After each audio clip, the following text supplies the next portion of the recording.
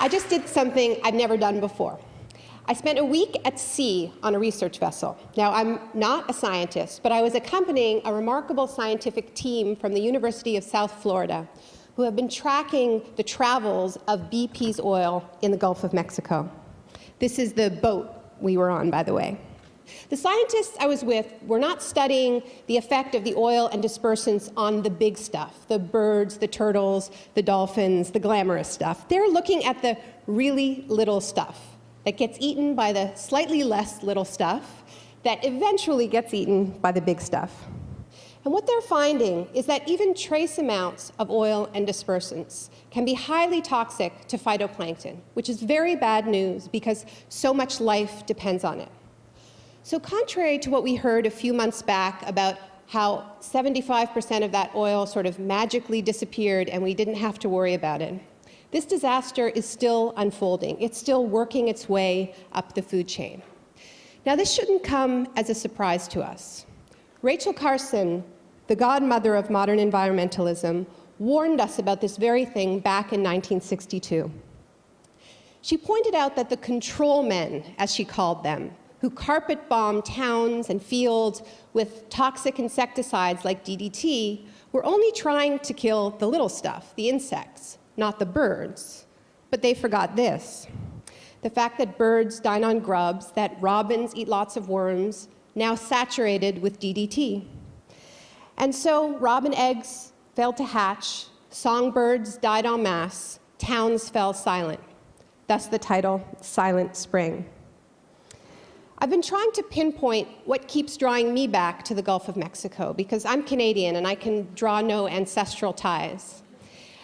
And I think what it is that I don't think we have fully come to terms with the meaning of this disaster, with what it meant to witness a hole ripped in our world, with what it meant to watch the contents of the earth gush forth on live TV 24 hours a day for months. After telling ourselves for so long that our tools and technology can control nature, suddenly we were face to face with our weakness, with our lack of control, as the oil burst out of every attempt to contain it. Top hats, top kills, and most memorably, the junk shot, the bright idea of firing old tires and golf balls down that hole in the world. But even more striking than the ferocious power emanating from that well was the recklessness with which that power was unleashed, the carelessness, the lack of planning that characterized the operation from drilling to cleanup. If there is one thing BP's watery improv act made clear, it is that as a culture, we have become far too willing to gamble with things that are precious and irreplaceable, and to do so without a backup plan, without an exit strategy. And BP was hardly our first experience of this in recent years. Our leaders barrel into wars, telling themselves happy stories about cakewalks and welcome parades. Then it is years of deadly damage control, Frankensteins of sieges and surges and counterinsurgencies, and once again, no exit strategy. Our financial wizards routinely fall victim to similar overconfidence, convincing themselves that the latest bubble is a new kind of market, the kind that never goes down. And when it inevitably does, the best and the brightest reach for the financial equivalent of the junk shot, in this case, throwing massive amounts of much-needed public money down a very different kind of hole. As with BP, the hole does get plugged, at least temporarily, but not before exacting a tremendous price.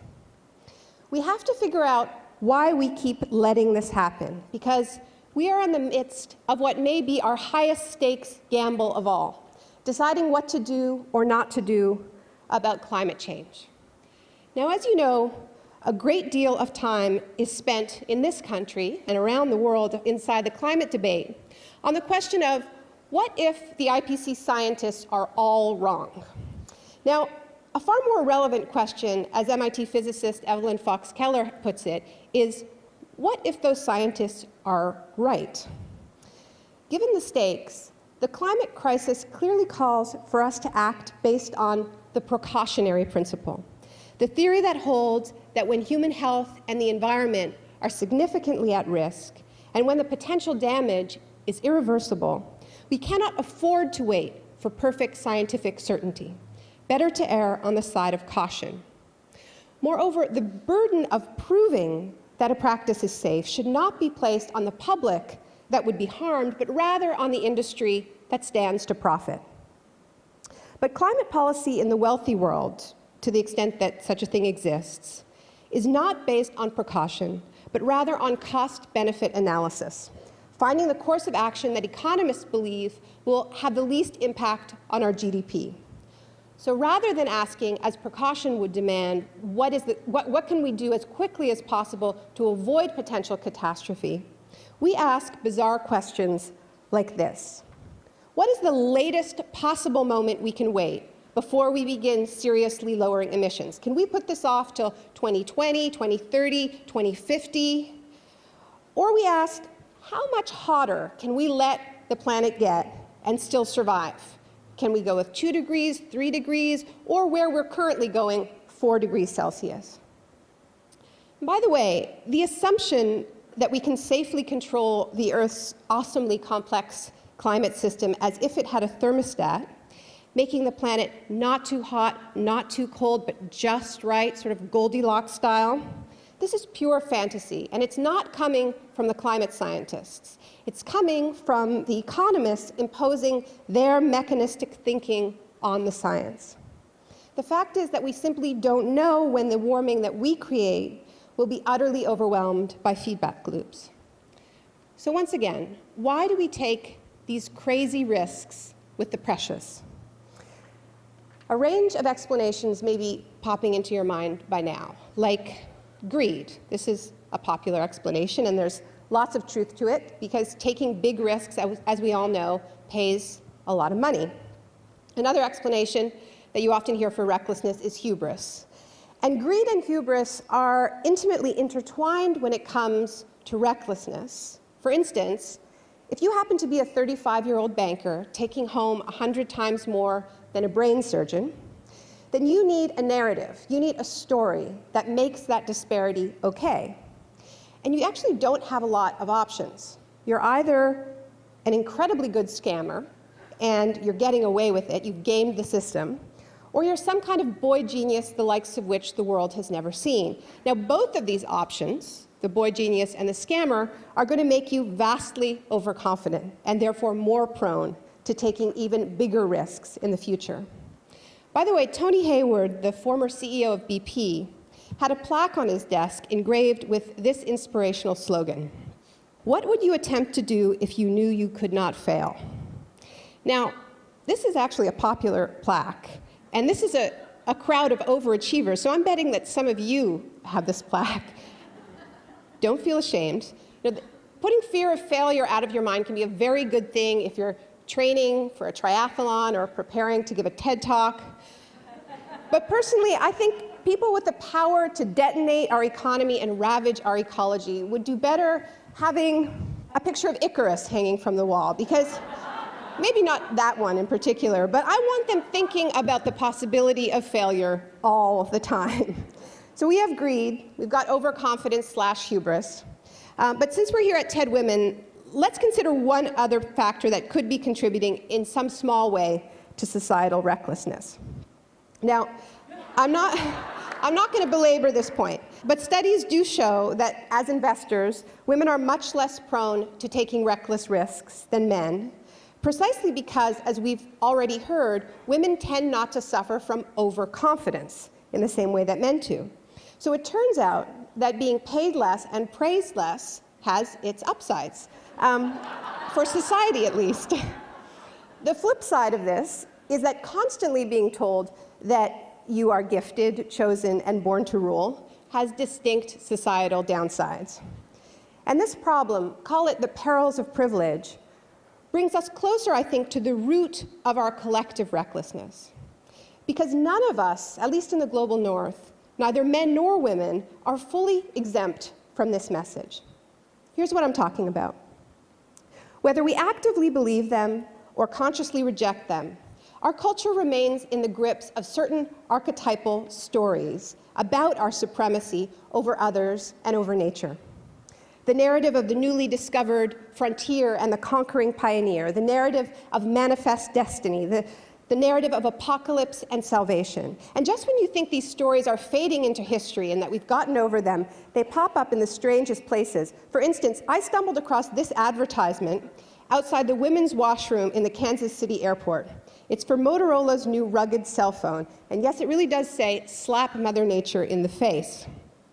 And I'm not just showing it to pick on Motorola, that's just a bonus.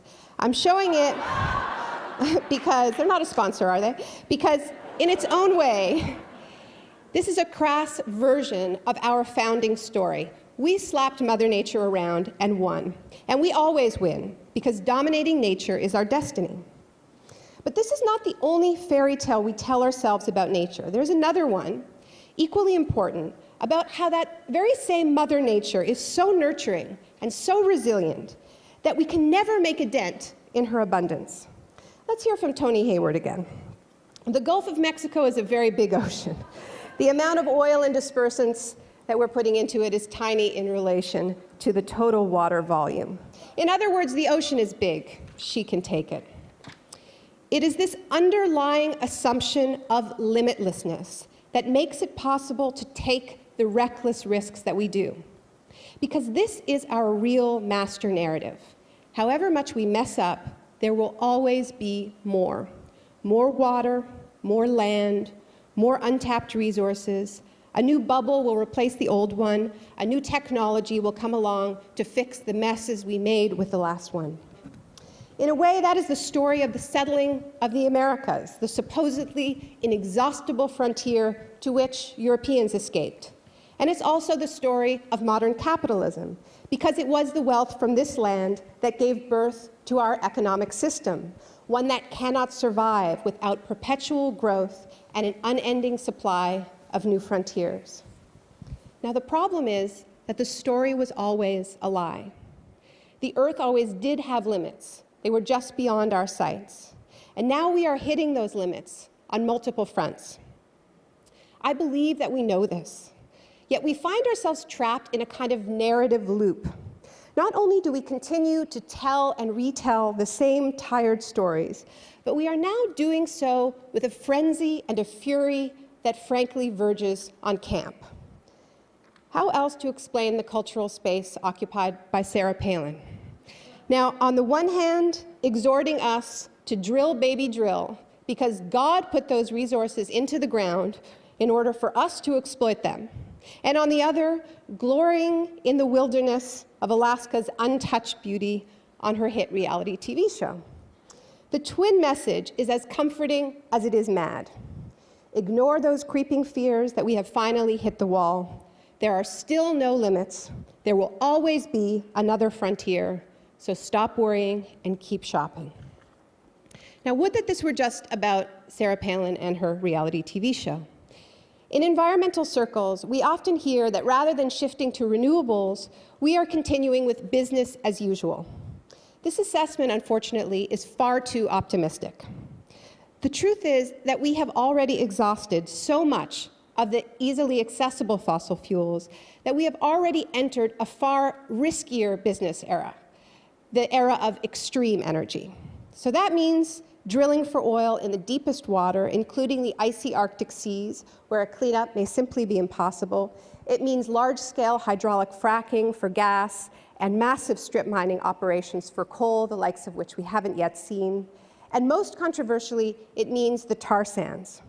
I'm always surprised by how little people outside of Canada know about the Alberta tar sands, which this year are projected to become the #1 source of imported oil to the United States.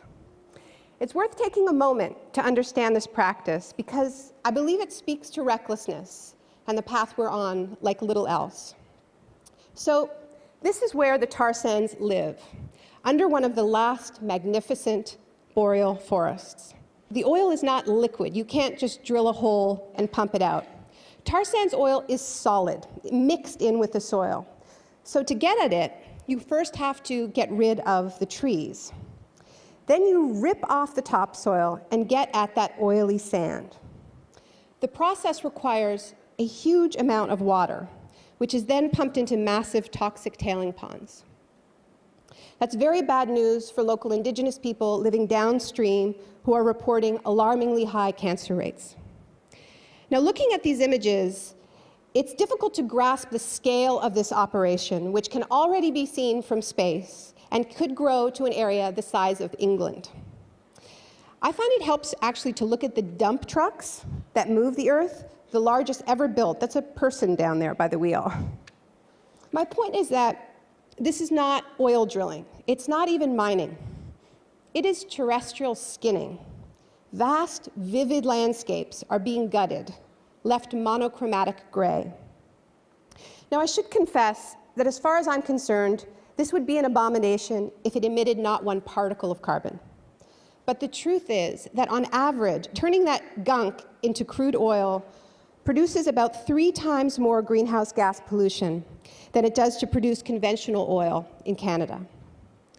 How else to describe this but as a form of mass insanity?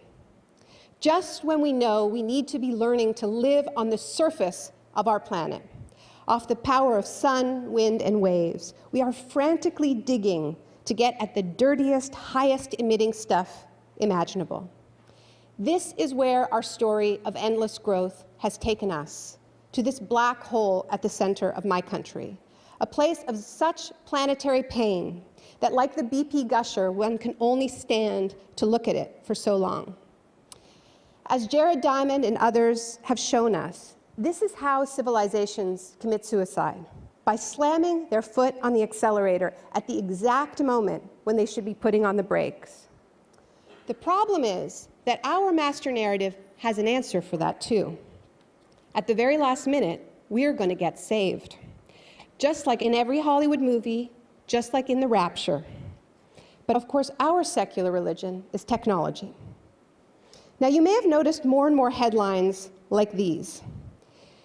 The idea behind this form of geoengineering, as it's called, is that as the planet heats up, we may be able to shoot sulfates and aluminum particles into the stratosphere to reflect some of the sun's rays back to space, thereby cooling the planet.